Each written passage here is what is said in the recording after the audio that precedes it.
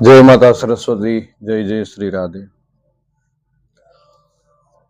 આપણે YouTube channel બનાવી એમાં ઘણા શિક્ષક મિત્રો, વિદ્યાર્થીઓ, ઘણા જે સંસ્કૃત પ્રેમીઓ છે, સંસ્કૃત અનુરાગીઓ છે, એ તમામ લોકોએ આ ચેનલને સબસ્ક્રાઇબ પણ કરી છે, લાઈક પણ કરી છે અને કોમેન્ટ પણ કરી છે. હવે આપણે આગળ બીજા શ્લોક તરફ જઈએ. તો બીજા શ્લોકની અંદર આપણે ભગવાન અગ્નિનારાયણને નમસ્કાર કરી અને ભગવાન અગ્નિનારાયણ પાસે ઋષિ મુનિઓએ પ્રાર્થના કરેલી છે. તો સૌપ્રથમ આપણે એ શ્લોક ગાન કરીને પછી આપણે એનો અનુવાદ કરીએ. અગ્નેનય સુપથારાયે યસ્માન વિશ્વાનિ દેવ વયુનાનિ વિદ્વાન યુયોધ્યસ્મા જનહુરાણમેનો ભૂષ્ઠાંતે નમઃ ઉક્તિમ વિધેમ. તો અહીંયા ભગવાન અગ્નિનારાયણ પાસે પ્રાર્થના કરેલી છે. હે ભગવાન અગ્નિનારાયણ, અગ્ને નયઃ, નયઃ એટલે લઈ જાઓ, સુપથા એટલે કે પથ એટલે માર્ગ, સુપથા એટલે સારા માર્ગે લઈ જાઓ. અગ્ને નય સુપથારાયે અસ્માન એટલે અમને. પણ ભગવાન તમે કેવા છો? તો કે વિશ્વાનિ દેવ વયુનાનિ વિદ્વાન. વિશ્વાનિ દેવ એનો અર્થ થાય છે તમે ઘણા બધા જ્ઞાનને જાણનારા, વિવિધ પ્રકારના, વયુનાની એટલે જ્ઞાન, વિશ્વાનિ દેવ વયુનાનિ વિદ્વાન એટલે કે વિવિધ પ્રકારના જ્ઞાનને જાણકાર આપ છો. તો વિશ્વાનિ દેવ વયુનાનિ વિદ્વાન, હે અગ્નિનારાયણ તમે સમગ્ર વિવિધ પ્રકારના જ્ઞાનને જાણકાર છો અને જાણનારા છો. તો હે અગ્નિનારાયણ તમે અમને નયઃ સુપથા, સુપથા નયઃ સત માર્ગ તરફ, સારા માર્ગે તમે લઈ જાઓ. અગ્નિ નય સુપથા રાયે અસ્માન. તો હવે શેના માટે લઈ જવાની વાત છે? લઈ જાઓ, શા માટે સારા માર્ગે લઈ જાઓ? તો બહુ સરસ શબ્દ વાપર્યો છે, રાયે. તો રાય નો અર્થ અહીંયા શું કરશું? રાયે એટલે ધનની પ્રાપ્તિ માટે, ધનને માટે. તો પુનઃ ફરી પાછો આપણે શ્લોકને જોઈએ. તો અગ્ને નયઃ સુપથા રાયે અસ્માન. પેલા માત્ર એટલી પંક્તિને જુઓ. અગ્ને એટલે અગ્નિનારાયણ, સુપથા એટલે સારા માર્ગે, નયઃ એટલે લઈ જાઓ, અસ્માન એટલે અમને, રાયે એટલે ધનને માટે. હે અગ્નિનારાયણ અમને ધનને માટે સારા માર્ગે લઈ જાઓ. કારણ કે ધન, સંપત્તિ એ સારા માર્ગેથી જો આવેલી હોય તો જ એ ઘરની અંદર સુખ, શાંતિ અને સંપત્તિ આપવાની છે. અવળા માર્ગેથી આવેલી સંપત્તિ છે હંમેશા ઘરની અંદર કલહ, કંકાસ જ કરાવવાની છે. એટલે ધનને માટે સારા માર્ગે લઈ જાઓ, ધનની પ્રાપ્તિ માટે સારા માર્ગે લઈ જાઓ. પણ અગ્નિનારાયણ માટે બહુ સરસ મજાનું ઉત્તમ પ્રકારનું વિશેષણ મૂકેલું છે. કેવું છે? તો કે વિશ્વાની દેવ વયુનાની વિદ્વાન. વિશ્વાની દેવ, જો વિશ્વાની નો અર્થ થાય છે વિવિધ પ્રકારના, વિશ્વાની દેવ, દેવ એટલે અગ્નિનારાયણ, વયુનાની, વયુનાની નો અર્થ થાય છે જ્ઞાન. વિશ્વાની દેવ વયુનાની વિદ્વાન. વિદ્વાન તો આપણને ખબર જ છે, જ્ઞાનને જાણકારો હોય, જાણનારા હોય અને વિદ્વાન કહેવાય છે.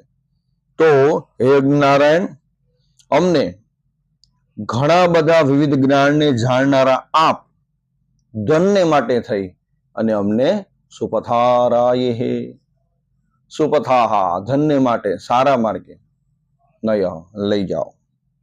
ત્યારબાદ બે પંક્તિ જોઈએ આપણે અલગ અલગ પ્રકારની. અગ્નિ નય સુપથારાયે અસ્માન વિશ્વાની દેવ વયુનાને વિદ્વાન.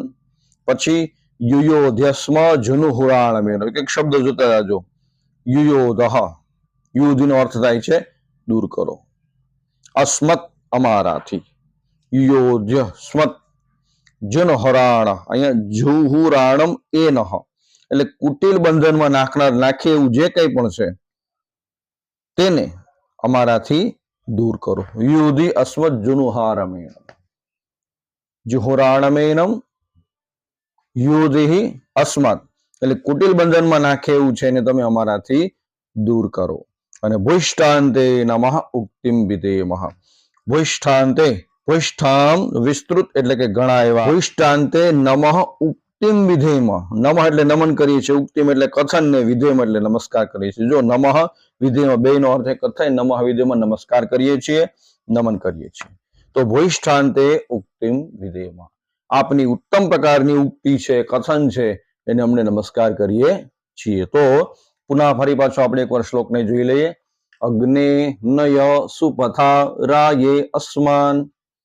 હે અગ્નિનારાયણ, અમને સુપથાહા સારા માર્ગે, રાયે ધનને માટે, નયઃ લઈ જાઓ.